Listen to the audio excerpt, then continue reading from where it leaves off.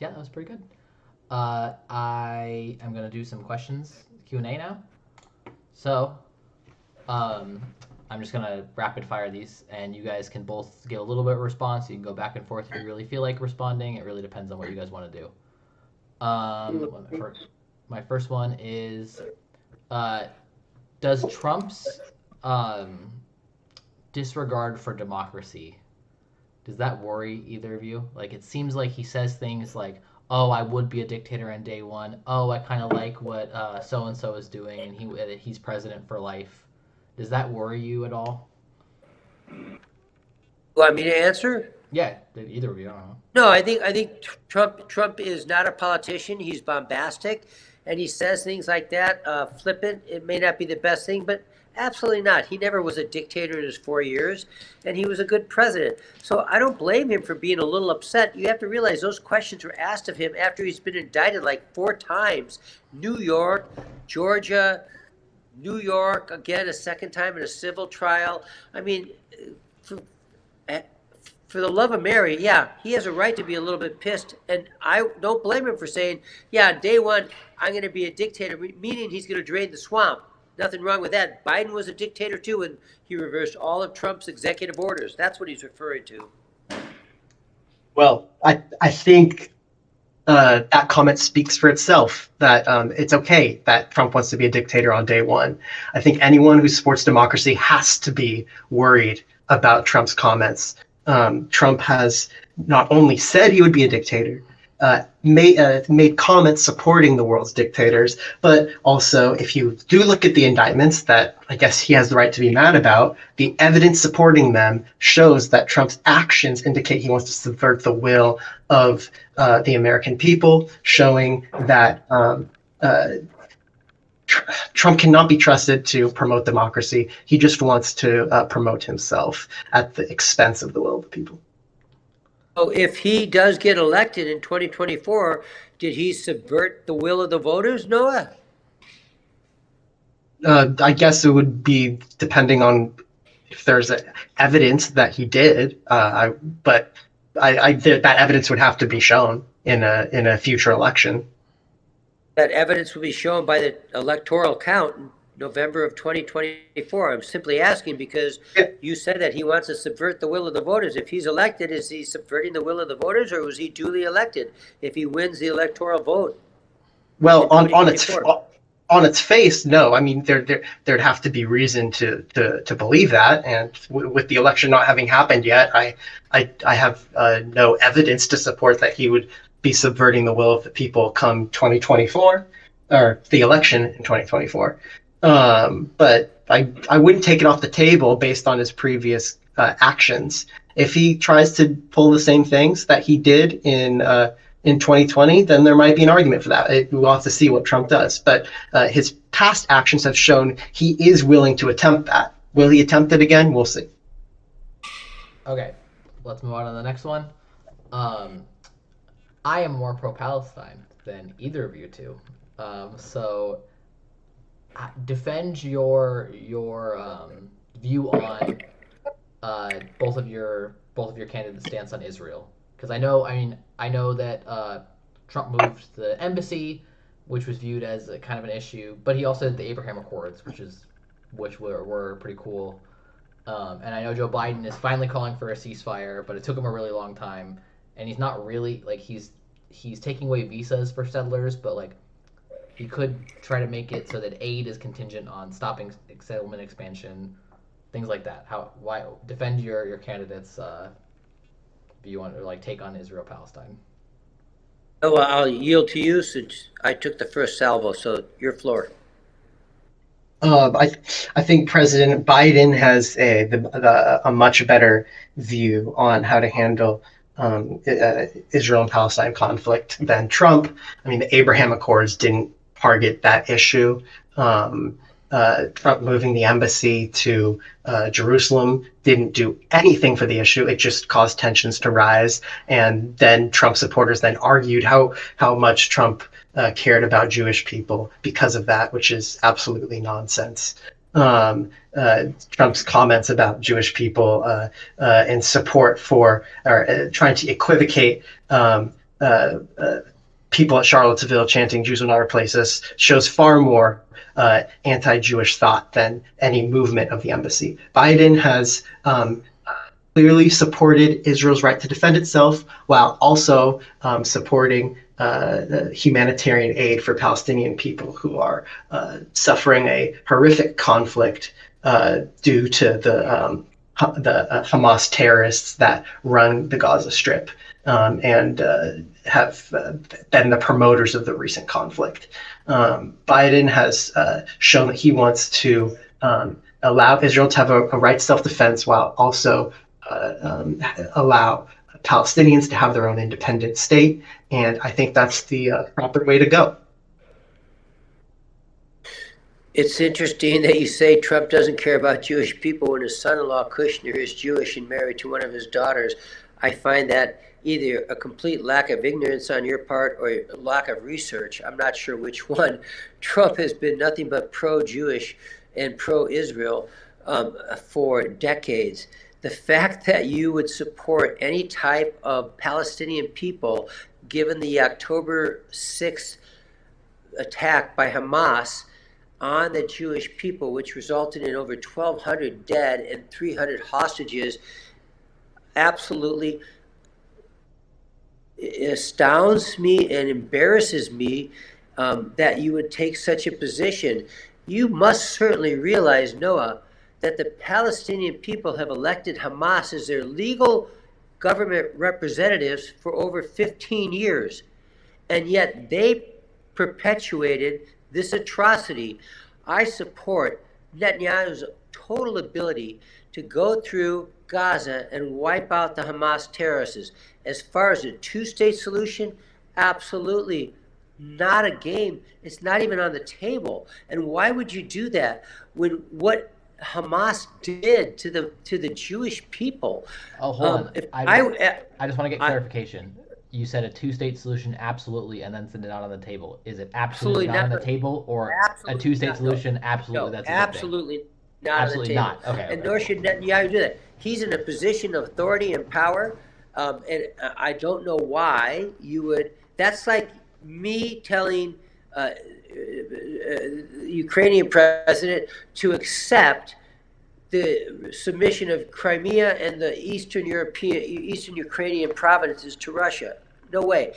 Netanyahu and the IDF has every right to crush Hamas and remove them and then occupy that country.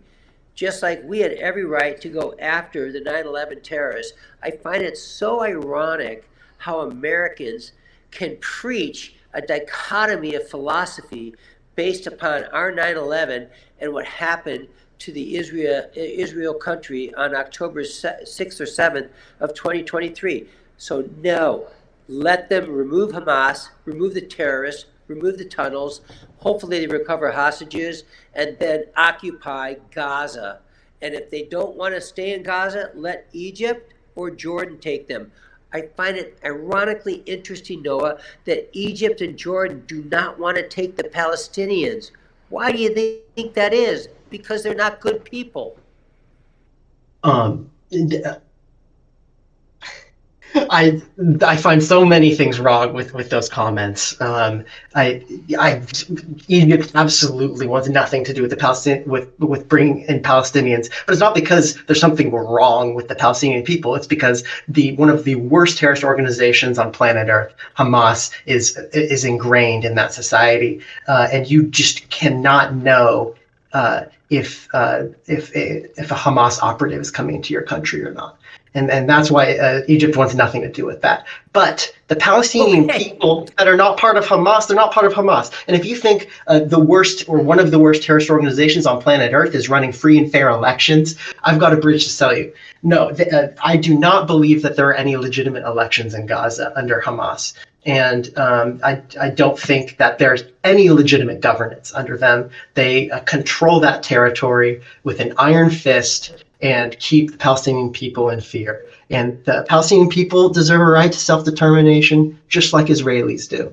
And there needs to be a two-state solution to allow both people to have self-determination, free of Hamas and free of Netanyahu. I think they're both problems. I'd say Hamas is much worse, but both peoples need self-determination, and it's wrong to say only one or the other has that right. You didn't address the massacre that occurred by Hamas infiltrators into Israel. You failed. You didn't want to address that. I think that by saying Hamas is one of the worst terrorist organizations on planet Earth. No, but he didn't. You know, that's a glossing over of the huge atrocities of baking babies in ovens and decapitating babies, raping women, burning families alive. And I find that interesting that you, as an attorney, do not want to talk about the atrocities as they are gruesome atrocities, and yet you think that the Palestinian people are under Hamas's iron fist. I don't agree with you. They've elected Hamas 2-3 times over and over again. And so I think that the best thing that Netanyahu could do is completely wipe that Hamas off of Gaza. And if there are peace-loving Palestinians and they can flee, I hope they do flee. But this problem needs to be wiped off the face of the earth. Hamas, the terrorist organization. And I would like to point this out. Now you've got Lebanon and Hezbollah raining down on Israel. And you've got Iran. We talked about this earlier with all the proxies. I mean, Biden is a lukewarm supporter at this point. Trump would be a 100% ironclad supporter, and that's why I think you would not have this foreign policy issue. If Trump was in right now, he would give Israel whatever they needed to crush them. And I think that's what needs to happen. Remove Hamas, crush them. They're an evil on this earth. They're a scourge on this earth. And if you can get Palestinians that really want to govern, like they had the PLO, and not have a terrorist organization govern, then maybe we can talk about a province that's under Israel control, but with autonomy for the Palestinians. That has not yet been brought forth. Follow-up question then to you, Dad. How do you feel about the Israeli settlements in the West Bank? Well, I think that's fine as far as I'm concerned, because they have earned that right to settle there, given the torture and the internal strife they've had. Now, if a part of a peace agreement with the Palestinians is to remove that West Bank, that should be on the table. I don't have a problem with that. That's not a hard line for me. It's not at all. But the bigger question is, so again, the West Bank settlements are soft for me. If they need to be removed, they need to be removed. But given what's going on right now, they should settle as much as they can and take that territory. Interesting. So even though they're not only illegal internationally and in Palestine, they're also illegal in Israel. It's okay that those settlements are getting set up? Given what's happened with Hamas right now and what's going on, I would not commission those. Now, if there's a settlement agreement, then yes, they have to be decommissioned, because I agree with you at that point then. But I have to say, politically and militarily and economically, that settlement has to send a message that if you're going to kill us, we're going to take more territory. Okay. We're going to move on. So we're going to go to,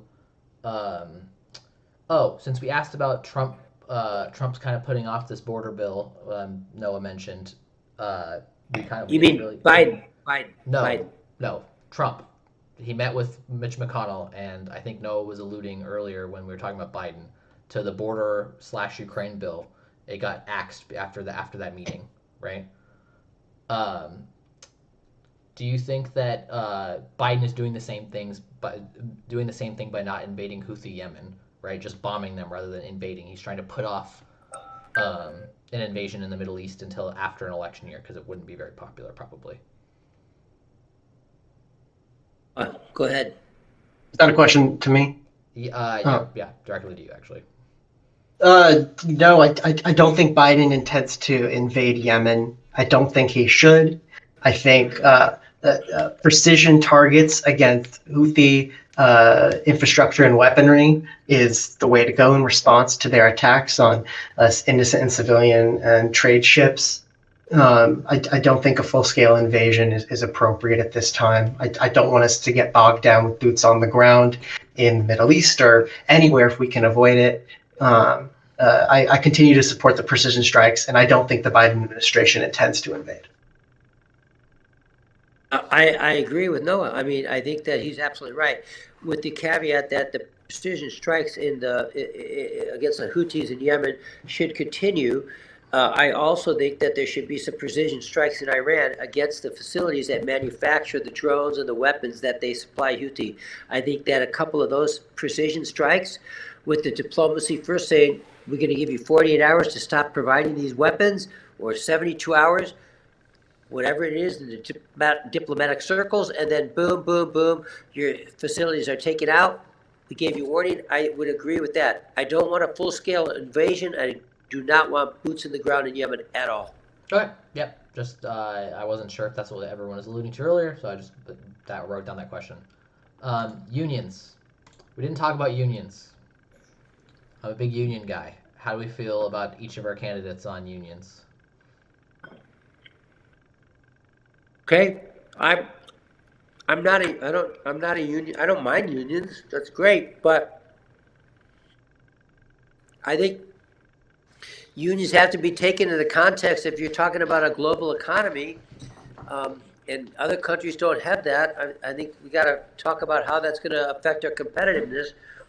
I know Ford just said they're going to rethink where they're going to do their manufacturing moving forward based upon the union negotiators, because they have a heavy presence in America, and others have gone to Mexico and out of United States borders. I'm not opposed to unions. I think unions are okay as long as they don't become so politicized. And my one union that I don't like is the Federal Teachers Association. That one is a little bit too much politicized for me, and that's where I have a problem when they support one candidate over another, and they influence. They have a right to do that. They're a union. They can tell, vote for this person. But that's my only comment. I'm not a big union. I don't have a lot of strong opinion on unions. I don't hate them. I don't love them. I'm done.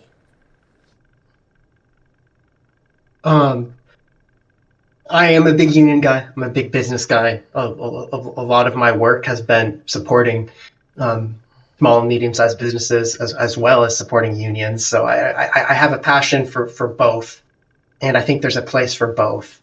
And I think unions have been in recent history have been significantly underpowered based on the state of American law. And I think that's been changing under Biden in many good ways. I think the NLRB, with the appointments Biden has made, has been much more friendlier to unions. And that's resulted in some positive decisions to allow unions to establish a stronger footing, to have better and greater negotiations with employers, to establish a better balance for worker rights.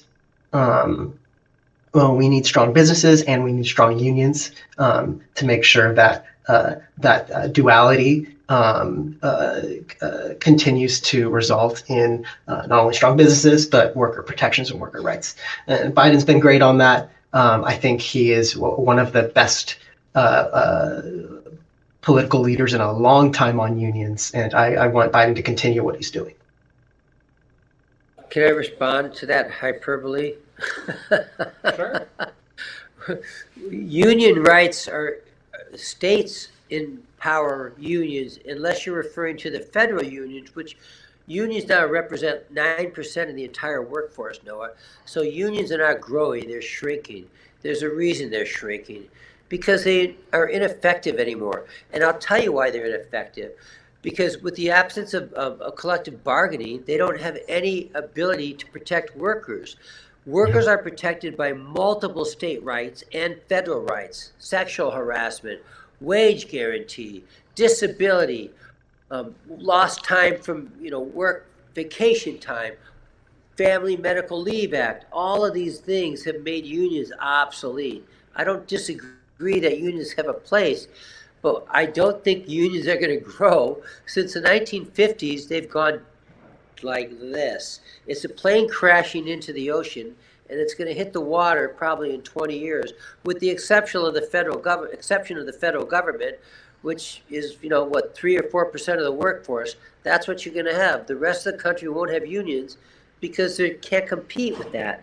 And not, again, you don't need them because states have so many protections under HR for their workers. It's an obsolete concept. The NLRB, which is the national board that the federal government makes appointments to, that does make binding decisions that impact the private sector all across the country. But there's also the state labor relation boards as well, that also make decisions related specifically to the states. I think said that. That's what I said to you. I said the states. Okay. And Yeah. the national labor, the NLRB does not affect states. They can influence them, but they don't make direct decisions. That's up to the states. Yeah. There are certain things that they have laws over. I know, for example, the NLRB change. One of their changes was the punishment for union busting. There are certain cases where if you bust a union, instead of being fined, the establishment that was trying to unionize automatically gets a union without even having a vote, which I think is awesome, personally. Not to inject too much of my own opinion. Wait, you're the moderator. You're not supposed to give your opinion. You need to cut that out. You need to take that and cut that out because you're the moderator. And so if I see that in this podcast, I'm going to file a national podcast complaint. Noah, do you know of any organization that I can do that with legally? Because I might hire you. No, I will say the NLRB does have the ability to make binding decisions that impact the private sector, not just the federal government. I agree there are many great laws that protect workers' rights, but they aren't the full picture. For example, the federal minimum wage is not significant enough, and state minimum wages are not significant enough in many areas. Not all areas, but many areas. And unions are required to fill the gap in many areas where the laws are not sufficient. Hey, Noah, I want to ask you a legal question, and then I'm going to sign off, guys, because I got to go. Role.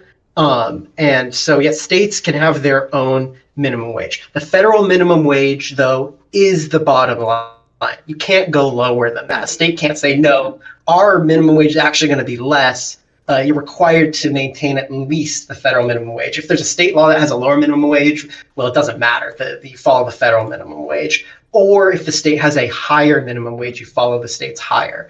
As far as NLRB, it's more about rights of unions rather than specific policy defending individual workers. Wages, okay. All right. Well, thanks, guys. That was a good. What time is it? Oh, all right. 9:40. It's late. Okay. Well, thank you guys so much. This was the Rhetorical Rumble number 4. Thank you so much for coming. I really appreciate you guys. You guys both did super well. Super well. So yeah, I appreciate it. Love you guys. Davo. Hey, Noah. I love you, man. Good job. I'm so proud of you. When you and Davin were like 11 and 12, it's good to see you guys become mature, young, thoughtful people. So we can disagree, but we agree that you're a good man. Thank you. Man. Thank you. Yes, I appreciate the conversation, Dr. Smith, and thanks for moderating, Davin. Of course. Thank you, Davo. Mm-hmm. Noah, you got to get him over here. You got to come over to the house sometime, okay? Let's come on over. Yeah, we'll have a good conversation. I love that. Sounds good. I miss your house. It's awesome. All right. Well, you haven't been here since we redid it, did you? Have you been here? Yeah, he has. A few times. Not. I haven't spent a lot of time, but I've seen it a few